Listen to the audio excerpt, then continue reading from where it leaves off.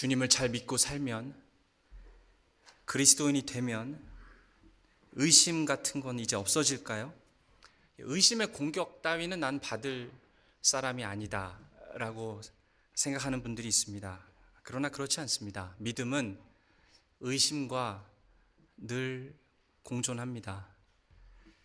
베드로는 믿음이 있었습니다. 오늘 본문에 보니까 예수님께서 베드로를 향해서 믿음이 작은 자여라고 하셨지, 베드로야 너가 의심하는 것을 보니까 너는 믿음이 없구나 이렇게 말씀하지 않으셨습니다.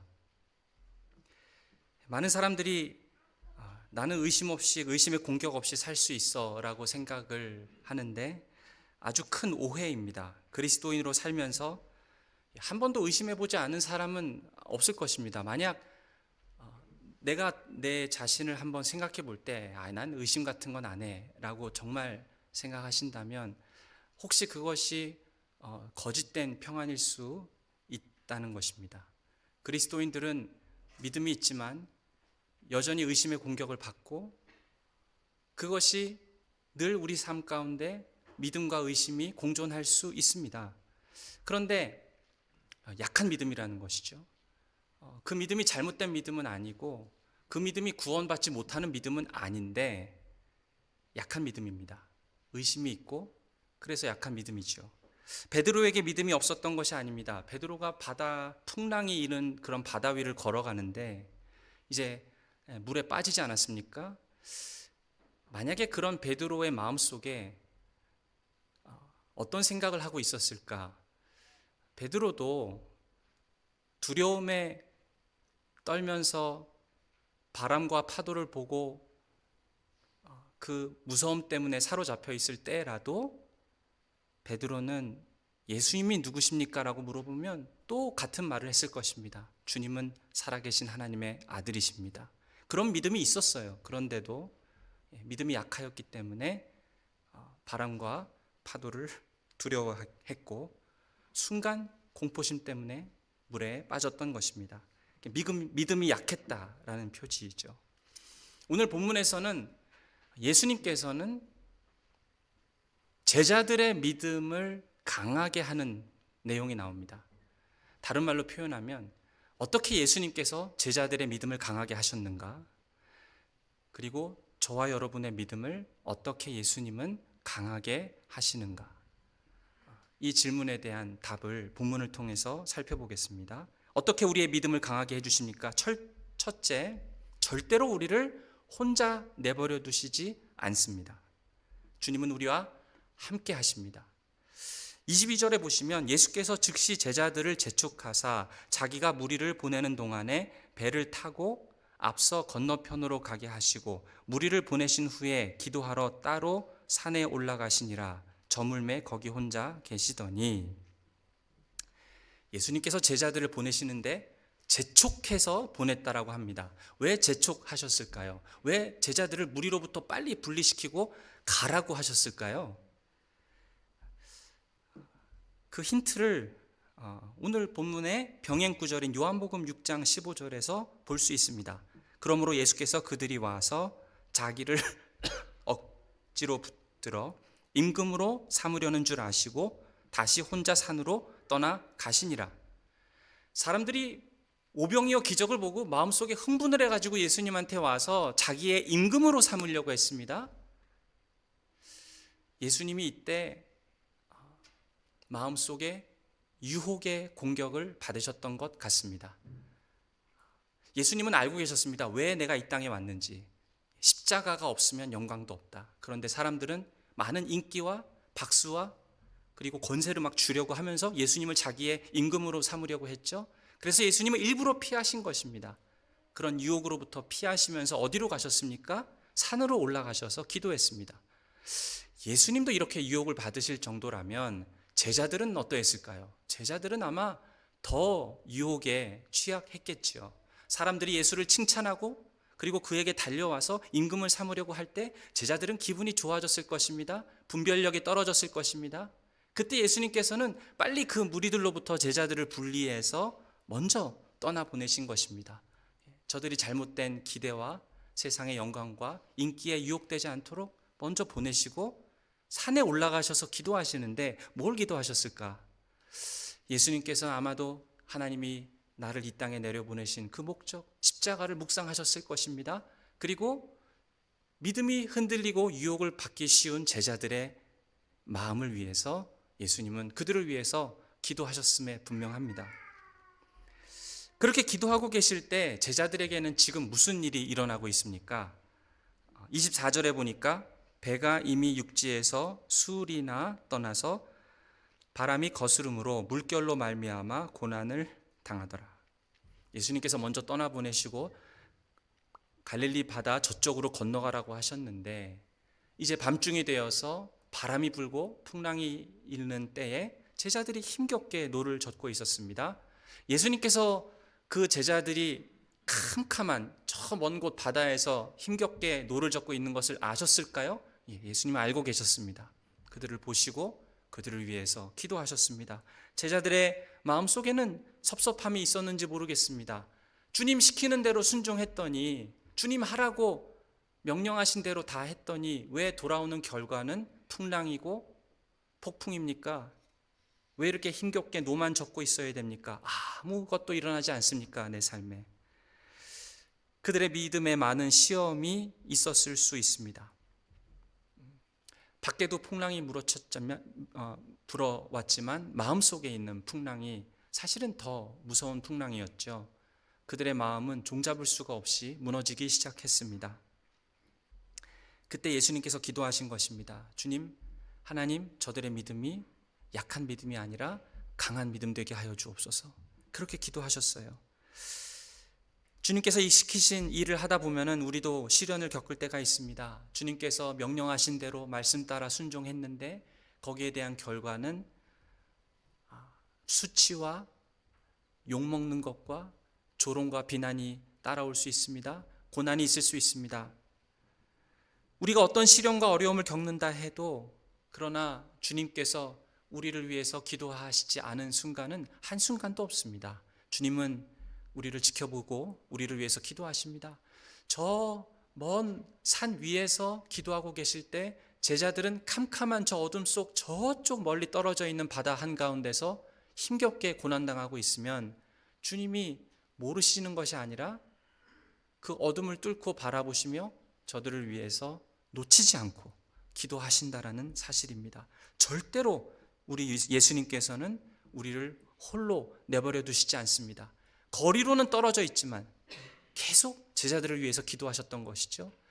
그러다가 제자들을 위해서 이제 어떻게 하십니까? 기도할 뿐만 아니라 예수님께서는 제자들을 홀로 두지 않으시고 찾아오셨습니다. 25절에 보니까 밤 사경에 예수께서 바다 위로 걸어서 제자들에게 오시니 제자들이 그가 바다 위로 걸어오심을 보고 놀라 유령이라 하며 무서워하여 소리 지르거늘 예수께서 즉시 이르시되 안심하라 나니 두려워하지 말라. 예수님께서는 제자들을 위해서 기도하실 뿐만 아니라 그 예수님께서는 제자들이 바다 한가운데서 고통 가운데 있을 때 그들을 찾아오시고 만나주십니다. 그 컴컴한 어두움이 예수님께서 찾아오시는 것을 막을 수 없었습니다. 시커멓고 깊은 바닷물도 예수님께서 제자들에게 찾아가시는 것을 절대로 막을 수 없었습니다. 주님은 제자들을 사랑하셔서 제자들에게 찾아가겠다라고 하시면 그 주님을 막을 수 있는 것은 이 땅 가운데 아무것도 없습니다. 죽음조차도 막을 수 없었습니다. 주님께서 우리를 찾아오시려고 할 때에 죽음도 그것을 막을 수는 없습니다. 로마 병정들의 채찍도 예수님을 막을 수 없었습니다. 십자가의 죽음도 무덤도 예수님을 막을 수 없었습니다. 예수님께서는 죽음에서 다시 부활하셔서 살아나셔서 저와 여러분을 만나러 다시 오셨습니다. 예수님께서는 십자가에서 죽으셨지만 죽음을 이기시고 우리에게 오신 것입니다. 그 주님께서 우리에게 오시려고 할 때 캄캄한 바다도 그리고 죽음마저도 그 예수님께서 찾아오시는 것을 막을 수가 없었습니다.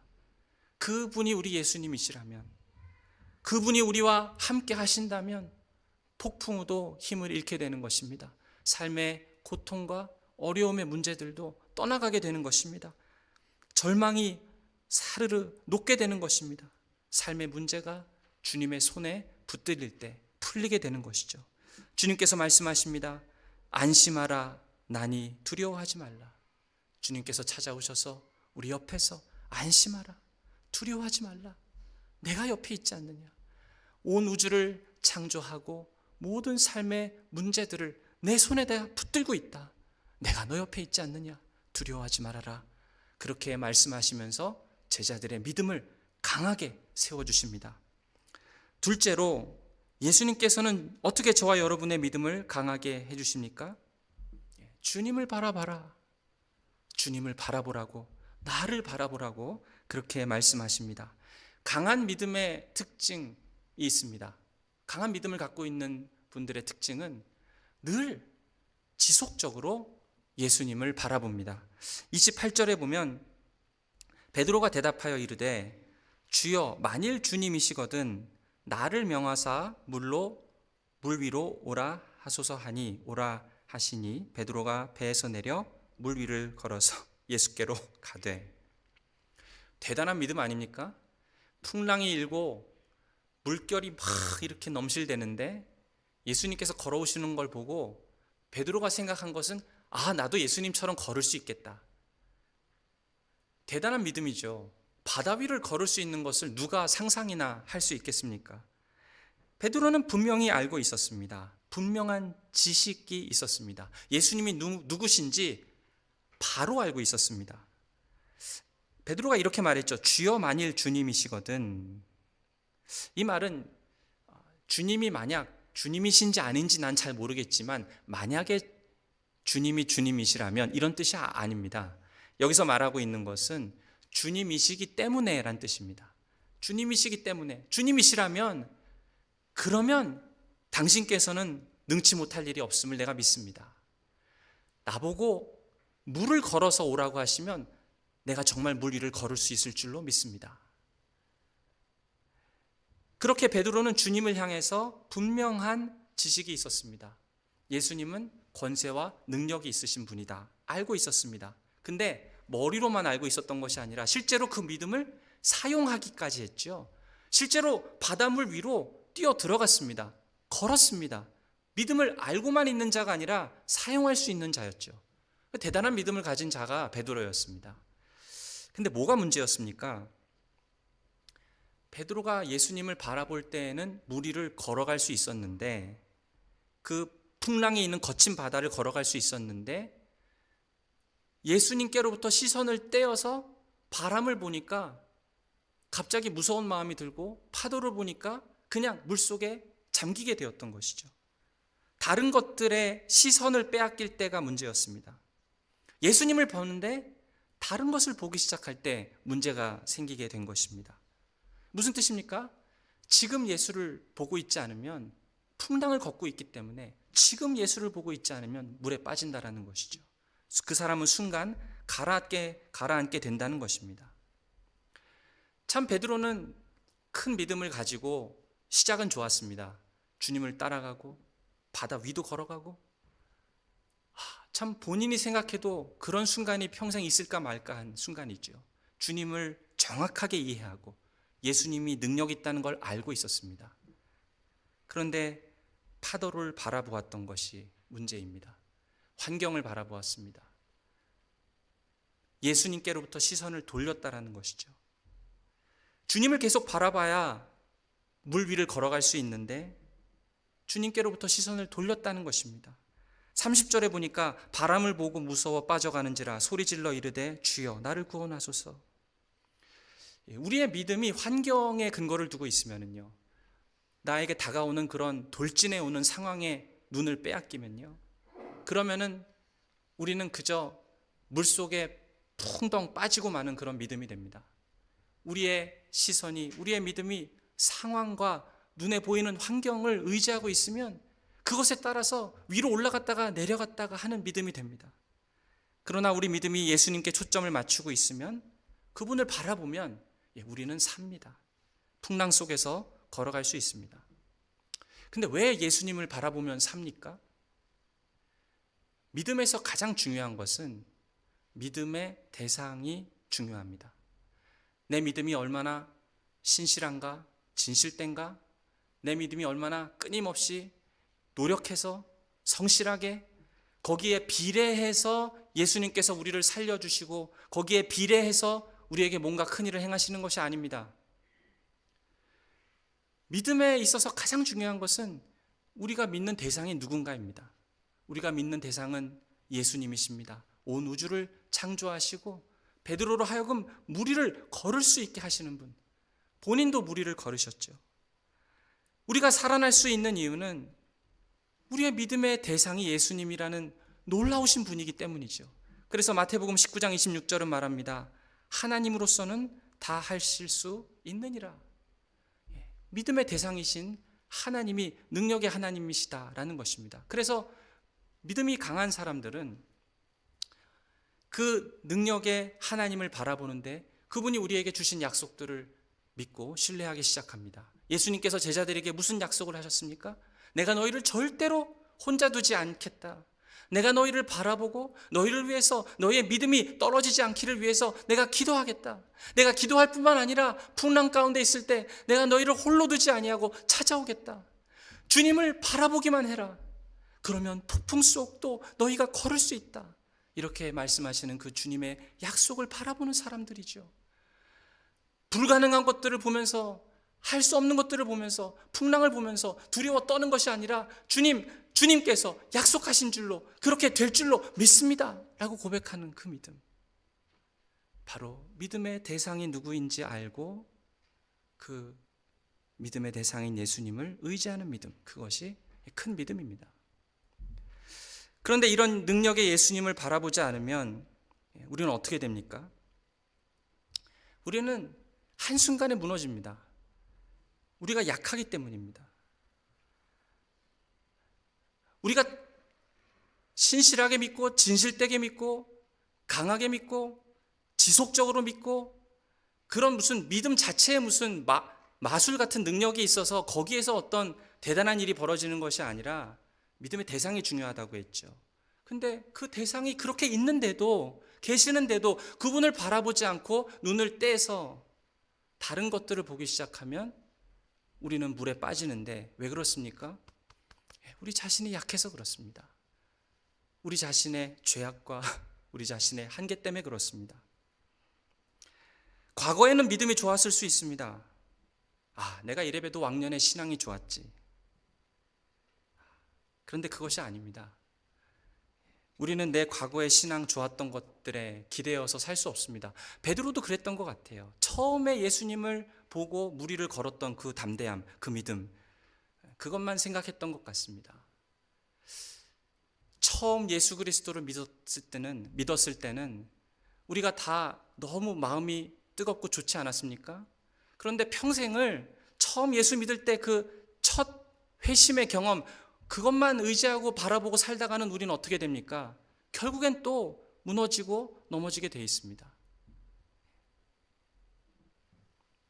중요한 것은 내가 예수님을 바라보지 않으면 나는 그냥 물에 빠질 수밖에 없는 존재이구나 라는 것을 마음속으로 깊이 깨닫는 그런 사람은, 정말 내 자신이 그렇다라고 인정되고 믿는 사람은, 그러면 그 사람은 예수님을 늘 바라볼 수밖에 없습니다.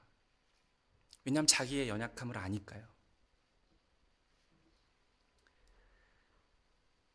과거의 믿음, 왕년의 믿음, 이런 것 기대다가는 그냥 얼마 가기도 전에 주저앉을 것입니다.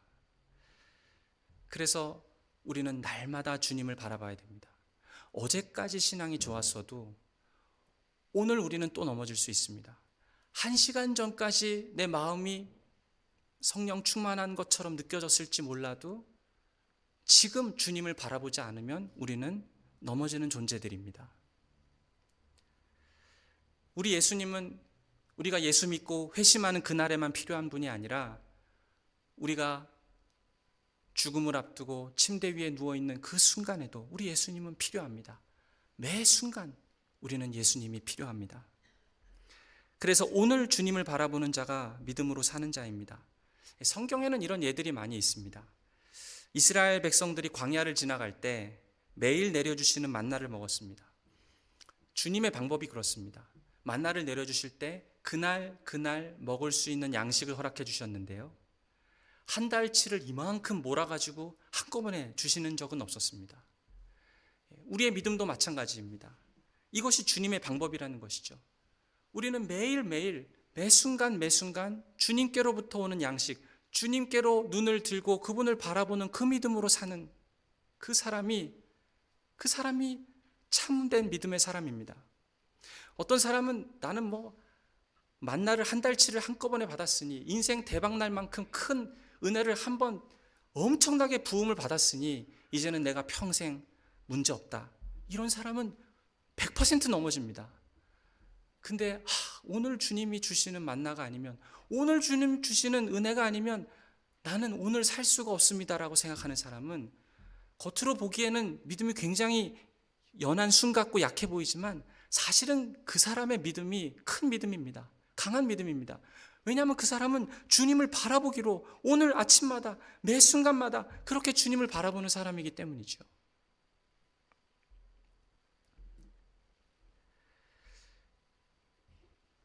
혹시 여러분 주님을 바라보지 않다가 물에 빠지신 분 계십니까? 믿음으로 걸어가려고 했는데 지금 물에 빠져서 폭풍 가운데 잠기고 있는 분 계십니까? 저는 베드로가 참 좋아요. 이렇게 좀 행동이 앞서는 사람이기도 하지만 베드로가 물에 빠졌을 때 31절 보시면은요, 예수께서 즉시 손을 내밀어 그를 붙잡으시며 이르시되 믿음이 작은 자여 왜 의심하였느냐 하시고 배에 함께 오름에 바람이 그치는지라.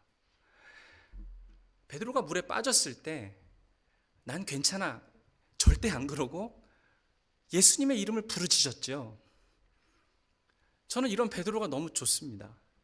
주님이 없으면 죽을 것 같이 그렇게 간절하게 주님께 부르짖는 그 사람. 근데 어떤 사람은요, 요나 같은 사람은요, 요나 기억하시죠? 구약에 나오는 선지자 이름. 하나님께서 니느웨로 가서 복음을 전하고 그 사람들 회개시키게 설교하라 그랬는데, 그 사람들이 마치 우리나라 같으면 이제 그 일본 사람들이 이제 우리를 침략해서 일정 시대를 우리가 보내지 않았습니까? 그럴 만큼 이스라엘 민족들을 괴롭힌 자들이 이 니느웨 사람들입니다.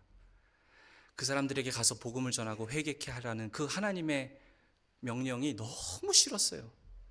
저들은 망해 죽어야 될 자들인데 그들에게 가라고 하십니까? 그래서 그냥 다시스로 도망칩니다. 근데 다시스로 가는 배를 타고 가는 중에 풍랑이 이릅니다. 알고 보니까 이 요나가 불순종했던 게 화근이었어요. 그래서 선원들이 요나를 바닷물 속으로 던져버립니다. 네, 요나가요, 마음속에 끝까지 잘못했다고 안 합니다. 물에 빠져도 요나서에 보면은 그 수초들이 내 몸을 휘감을 때까지, 그 물속에 들어가서 끊임없이 물속에 잠겨가는 그때에도 요나는 끝까지 자기가 옳대요. 하나님이 틀렸다라는 것이죠. 죽어가는 순간에서도 자기는 옳고 하나님께 부르짖지 않습니다. 그러니까 하나님께서 어떻게 하십니까? 이 요나를 향해서 큰 물고기를 보내서 요나를 이렇게 살리시죠. 하나님께서 그렇게까지 요나를 사랑하셨고요. 근데 베드로를 보면 물에 빠져서 죽게 되었으니 나를 구해주세요, 도와주세요라고 부르짖는 베드로가 보면은 참 너무 사랑스럽고 참 좋습니다. 예수님께서 얼마나 이 베드로를 보시면서 믿음이 작은 자여 왜 의심하였느냐, 물론 질책하는 마음도 있으셨겠지만 나를 보면 사는데 베드로야, 나를 보면 사는데. 물론 우리가 주님을 실망시킬 때도 있을 것입니다. 영영 쓰러질 것 같은 때도 있을 것입니다. 그때 우리가 다시 주님께 부르짖으면서 손을 뻗쳐 도와달라고 하면 우리 주님은 절대로 우리를 모르는 척하지 않으십니다. 오히려 우리를 사랑하셔서 큰 물고기를 보내주시더라도 요나를 구해주신 것처럼 우리를 사랑하기로 작정하시고 우리를 끝없이 찾아와 주시고 홀로 내버려 두지 아니하시는 그 하나님, 그 하나님의 사랑이 정말 큽니다. 길을 잃었다라고 생각하는 그 순간에도 하나님은 우리의 팔을 붙들어 주십니다. 절대로 풍랑 위를 혼자 걷게 하지 않으십니다. 베드로를 손에 잡고 일으켰을 때 물 위로 올라와서 이제 그 배로 걸어가는 그 순간까지 이제 내가 너를 물 위에서 끄집어내어 주었으니 이제 알아서 걸어가라 그러지 않으시고 그 베드로 옆에서 같이 걸어가 주십니다. 그리고 배에 올라가서 이제 풍랑을 잠잠케 하셨죠. 사랑하는 여러분, 폭풍 속에서 두려우십니까? 외로우십니까? 걱정하지 마시고 주님을 부르짖으십시오. 주님을 바라보세요. 절박할 때 소리 지르시기 바랍니다. 주님께서 들으십니다. 주님께서 손 잡아주십니다. 함께 걸어주실 것입니다. 폭풍을 잠잠케 하실 것입니다. 세 번째로 예수님께서는 어떻게 저와 여러분의 믿음을 강하게 해주십니까? 섬김의 자리로 부르십니다. 다음 이야기가 34절에서 36절에 나오는데요. 예수님께서 게네사렛에 가셔서 거기 있는 병자들을 고쳐주시는 장면이 나옵니다. 아마도 게네사렛 지역은 이 예수님께서 병자를 고쳐주실 수 있는 분이다라는 것이 이미 소문이 많이 나 있던 지역이었던 것 같습니다. 그래서 사람들이 예수님이 오셨다라는 소문을 듣고 무리들이 가서 병자들을 다 데리고 예수님 앞으로 그렇게 나옵니다. 그래서 36절에 보면은 이렇게 말씀하는데요. 다만 예수의 옷자락에라도 손을 대게 하시기를 간구하니 손을 대는 자는 다 나음을 얻으리니라. 예수님의 옷자락에 손을 대기만 해도 낫는다라는 이 얘기는 우리가 이미 익숙한 얘기입니다. 마태복음 9장에서 혈루증 걸린 여인이 예수님 뒤로 가서 예수님 옷에 손을 이렇게 대었더니 병을 낫게 되었죠. 그런데 오늘 본문에서 보면 이 사람들이 그 혈루증 걸린 여인에 대한 소문을 이미 다 알고 있어서 예수님께 가서 그 몸에 옷자락에 손을 대기만 하면 나을 것이다라는 지식은 있었던 것 같습니다. 그래서 그 예수님 앞에 사람들이 막 몰려서 모여들었던 것이죠. 그런데 실제로 예수님한테 나오는 이 사람들은요, 사실 예수님한테는 전혀 관심이 없는 사람들이었습니다. 예수님의 설교를 들으려고 하지도 않았고요. 그러니까 오늘 이 본문을 보면은 옷자락에 손을 대서 낫다라고 하는 말은 있지만 거기서 예수님께서 그들의 믿음을 칭찬하셨다라거나 아니면 예수님께서 설교하셨다라거나 가르치셨다라는 내용은 전혀 있지 않습니다. 그럼 뭘 말하는 것입니까? 사람들이 와서 그냥 자기가 들은 대로 예수님의 옷자락에 손을 대면 자기 병이 나을 수 있을 것을 기대하면서 그저 예수님한테 와서 자기가 원하는 것들을 체험받고 병 고침받고 그냥 예수님을 이용하려고 했던 것이죠. 근데 그런 사람들을 볼 때 억지로 이 사람들이 예수님을 끌어다가 또 자기를 도와달라고 하는 그 사람들을 볼 때 예수님께서는 마음이 어떠셨습니까? 그냥 모르는 척 하실 수가 없었습니다. 너무 인자와 긍휼이 많으셔서 자기에게 찾아오는 그 사람들을 절대로 그냥 넘기실 수가 없었습니다. 그래서 그 사람들을 고쳐주셨습니다. 근데 그 예수님께서 병자를 고치시는 그 내용을 바라보고 있는 자들이 있었는데 이 사람들이 누구냐 하면은 예수님의 제자들이었습니다. 제자들은 예수님을 보면서 무슨 생각을 했을까요? 아, 우리 주님 또 저 무리들한테 붙잡히셨네. 불쌍하다. 또 저 많은 사람들 고치시려면 또 많이 고생하셔야 될 텐데 그냥 사람들이 예수님한테 관심도 없고 자기 병 고쳐달라고 오는데 그런 사람들인데 뭐 좋다고 우리 주님은 또 병자들을 고쳐주고 계시는가? 상식적으로는 예수님의 행동이 잘 이해가 안 됩니다. 그래도 이 제자들은 이제는 예수님을 보면서 많이 배웠을 것입니다. 오병이어 기적을 행할 때도 너희가 먹을 것을 주어라 라고 말씀하시는 그 주님의 말씀을 듣고 아, 주님께서 예수님처럼 그런 연민의 마음을 가지고 사람들에게 다가가서 먹을 것을 주라고 하시는구나. 폭풍우를 건너오면서 그 폭풍우를 이겨오면서 저들의 마음속에 아, 우리 주님은 이런 능력의 하나님이시구나 라는 것을 알았고 그 많은 폭풍우를 뚫고 나와서 지금 예수님께서 하시는 것을 보면은 사람들에게 또 도와주시고 저들의 아픔과 질병을 고쳐주시는 그 예수님을 보면서 너희가 먹을 것을 주라 라고 하셨던 그 예수님의 음성이 떠올랐을 것입니다. 베드로야말로 물속에 빠졌다가 예수님께서 건져주시는 것을 경험하면서 그의 믿음이 더 강하여졌을 것이죠. 그런데 그것이 우리의 신앙생활의 목적이 아니지 않습니까? 내 인생은 역경의 인생이었습니다. 폭풍우를 뚫고 지내온 삶이었습니다. 그 많은 과정 속에서 나는 물 위를 걸을 수 있었습니다. 주님께서 내 손을 잡아주셨습니다. 이민 생활이 힘들었지만 지금까지 믿음으로 살아왔고 저는 그것으로 인해서 주님을 찬양합니다. 예, 여러분이 그렇게 살아오셨다라면, 그래서 그것 때문에 저도 동참해서 우리 하나님 찬양하고 싶습니다. 폭풍우를 이기는 그런 믿음으로 우리들이 다 성장하고 싶습니다. 그런데 제가 이 본문을 보면서 마지막에 이 게네사렛에서 예수님께서 병자들을 치유하는 걸 보면서 주님이 바라시는 거는 폭풍우를 이겨내는 믿음에서 더 나아가서 내 옆에 있는 사람들을 위해서 자기 삶을 드리는 믿음으로까지 나아갈 것을 요청하고 계신다라는 생각이 들었습니다. 물론 이것은 성경 본문에 없는 그런 내용입니다. 예수님께서 직접 요청하신 적이 없지요.